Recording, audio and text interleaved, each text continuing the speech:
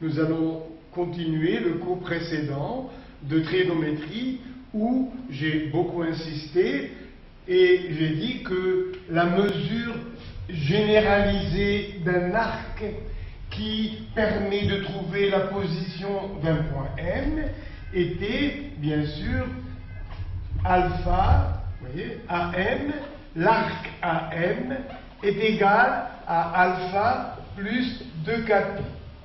La dernière séance était presque entièrement consacrée à cette écriture qui nous donne la valeur généralisée d'un arc AM. Et cette abscisse circulaire nous permet de trouver la position du point M. Maintenant, regardons un peu un arc de longueur égale à 1 radian. 1 radian. Bien sûr, il est égal à un rayon. Donc, si dans le problème on nous dit R égale, comme ici à peu près, égale 21 cm, pour un arc qui lui aussi mesure 1 radian, prenant le radian comme unité, ça nous fait quelle longueur? Eh bien, pour 1 radian, on aura un rayon et on trouvera encore 21 cm. Donc, si on a besoin de mesurer un arc avec le centimètre ou le décimètre, eh bien, on remplacera R par sa valeur qui est toujours donnée.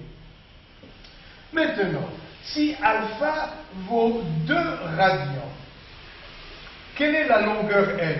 Eh bien, pour 1 radian, on a un rayon, donc pour 2 radians, on aura une longueur de 2 rayons. Et comme j'ai supposé R égale 21 cm, donc finalement, si on a vraiment besoin de mesurer L dans l'unité classique, centimètre, décimètre ou mètre, eh bien, on dira 2 fois R, ça fait 42 cm. Donc, dans le cas général, à quoi est égal L, par exemple, en centimètres? Eh bien, on donnera R lui aussi en centimètres, bien sûr, et on multiplie par la mesure des radians de l'angle alpha. Voilà, donc retenez quand même cette formule. Maintenant, si vous savez que 360 degrés, ça nous fait le tour du cercle, c'est-à-dire 2πr, pour un angle alpha en degrés, quelle sera la mesure de la longueur L de cet arc? Je recommence. Pour 360 degrés, la longueur de toute la circonférence, c'est 2πr. Et pour un angle alpha, on aura une longueur L proportionnelle. Donc, nous aurons L égale 2πr alpha, 2πr alpha divisé par 360. Et réciproquement, regardez, pour 360 degrés, je sais que j'aurai une longueur totale égale à 2πr. Donc, si on nous donne la longueur L, ça nous fait quel angle alpha? Eh bien, L sera égal à 2πr alpha sur 360. Et si on cherche alpha, alors alpha sera égal à 360 fois L divisé par 2πr. Donc tout dépend dans les exercices. Si on vous donne la longueur de l'arc, par exemple en centimètres, on vous demande alpha en degrés, vous dites simplement qu'on a une relation de proportionnalité. Il ne faut jamais oublier que pour 360 degrés, la longueur de la circonférence, c'est 2πr. J'arrête pour ça et pour passer à autre chose.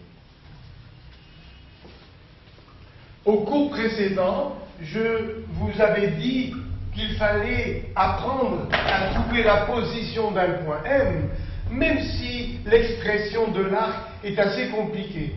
Par exemple, AM vaut 53 pi sur 6. Comment placer M? Oh là là, comment le placer?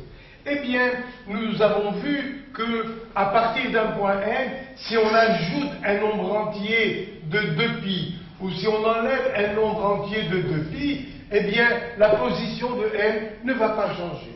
Je répète, nous avons ici un arc alpha, à m égale alpha, donc l'angle au centre, bien sûr, lui aussi a pour mesure alpha. Et si j'ajoute à alpha 2π, encore 2π, encore 2π, la position de m ne changera pas. Si j'enlève 2π et encore 2π, encore 2π, m ne va pas changer de position.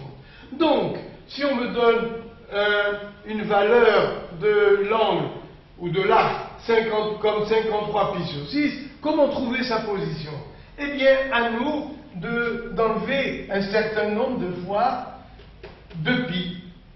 Combien de fois y a-t-il 5 dans 10? Eh bien, ça fait 10 divisé par 5, c'est-à-dire 2. Combien de fois y a-t-il 2π dans ce nombre? Eh bien, ce sera 53π sur 6 divisé par 2π. Je divise, vous voyez, par pi, et maintenant, le nombre est égal à 53 sixièmes divisé par 2, c'est-à-dire 53 sur 2 fois 6, 12. À moi d'extraire le nombre entier à partir de 53 douzièmes. Eh bien, je fais comme au CM2, je divise 53 par 12, ou bien c'est la calculette qui va vous le faire. Il y va 4 fois. 4 fois 12, 48. Ôté de 53, il reste 5.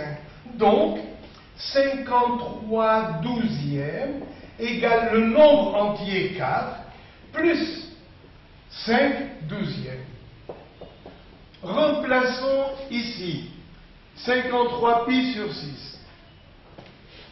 Donc, 53π sur 6 égale 4 fois 2π, 4 fois 2π, plus la fraction 5 douzièmes de 2π.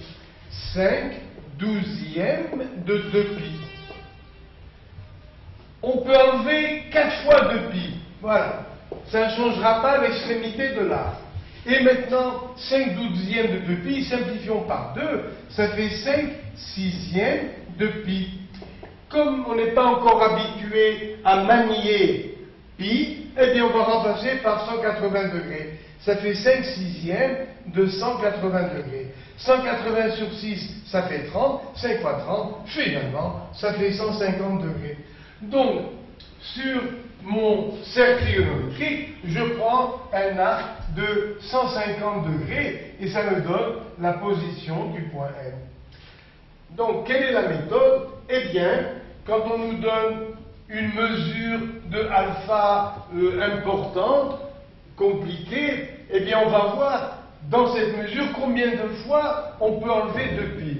Combien de fois y a-t-il 2 dans 6? C'est 6 sur 2. Combien de fois y a-t-il A dans B?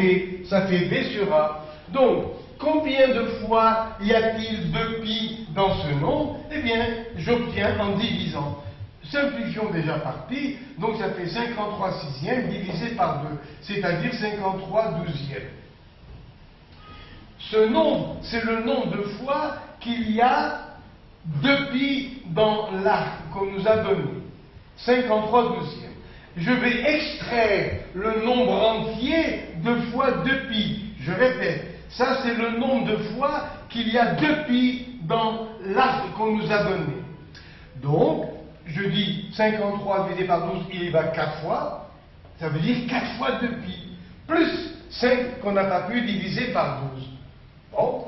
Alors, donc, 53π sur 6 est égal à 4 fois 2π plus 5 douzièmes de 2π. C'est 4 fois 2π, un nombre entier de fois 2π, je peux l'enlever, ça ne changera pas la position de n. Et maintenant, je vais calculer 5 douzièmes de 2π. Je simplifie par 2, ça fait 6, et 5 sixièmes de pi, c'est facile, ça fait 150 degrés. Voilà, 150 degrés, on arrive facilement à le placer avec un rapporteur. Et, deuxième exercice, si la mesure était négative. par exemple, AM égale moins 41 tiers de pi. Voilà. Eh bien, au lieu de dire j'enlève 2 pi, cette fois-ci on ajoutera autant de fois 2 pi qu'il y a dans ce nombre. Pour l'instant, on peut oublier le moins. Donc, ça fait 41 pi sur 3 divisé par 2 pi. Je simplifie par pi, ça nous fait donc 41 sur 6. Eh bien, comme dans les petites classes, on va diviser 41 par 6, il y va 6 fois, parce que cette fois-ci 42 c'est trop, 6 fois. 6 fois 6, 36, au lieu de 41, il reste 5. Donc, la fraction 41 sixième est égale au nombre entier 6, plus 5 qu'on n'a pas pu diviser par 6. Voilà. Et ça, c'est le nombre, vous voyez, c'est le nombre de fois qu'il y a 2 pi. Donc il y a 6 fois 2 pi. D'accord, avec le signe moins. Et moi je dis maintenant, on va ajouter à cet arc 6 fois 2 pi. Donc, vous voyez, il va rester finalement cette fraction de fois 2 pi avec le signe moins. Donc, il va rester moins 5 sixièmes de fois 2 pi. Simplifions par 2, ça fait 3. Pi sur 3, ça fait 60. Par 5, ça fait 300. Moins 300, ça fait moins 300 degrés. Et là encore, je vais ajouter 360, puisque ça ne changera pas la position du point. Et finalement, la position est celle qui est indiquée par un arc de 60 degrés. Je prends ici mes 60 degrés, et voilà la position du point M. Donc maintenant, on sait placer M, même si la mesure de l'arc est compliquée.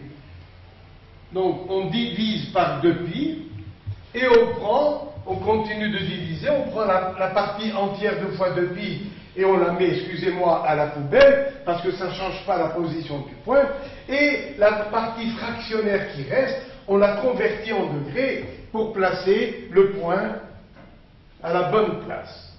Et voilà. Donc j'arrête ce paragraphe. Et maintenant, c'est un grand moment pour la trigonométrie. Nous allons, pour des arcs qui varient de moins pi à plus pi ou de 0 à 2 pi, nous allons montrer où sont cosinus x, sinus x et tangente x. Pour simplifier au début, bien sûr, je vais prendre alpha aigu, plus petit que 90 degrés. Je place mon repère, le voilà, et voici l'extrémité M d'un arc, le voilà l'arc de mesure alpha. Et l'anglo-centre, lui aussi, mesure alpha, soit en degrés, soit en radians. En degrés, ça fait à peu près 40 degrés, en radians, ça fait environ 0,7 ou 0,8 radians. Je trace, vous voyez, je fais apparaître les triangles rectangles, je projette M, voilà, je le projette en C et en S sur ce repère. Voilà, OX, OY. Dans ce triangle rectangle, quelle est la longueur de l'hypoténuse? Mais c'est 1, puisque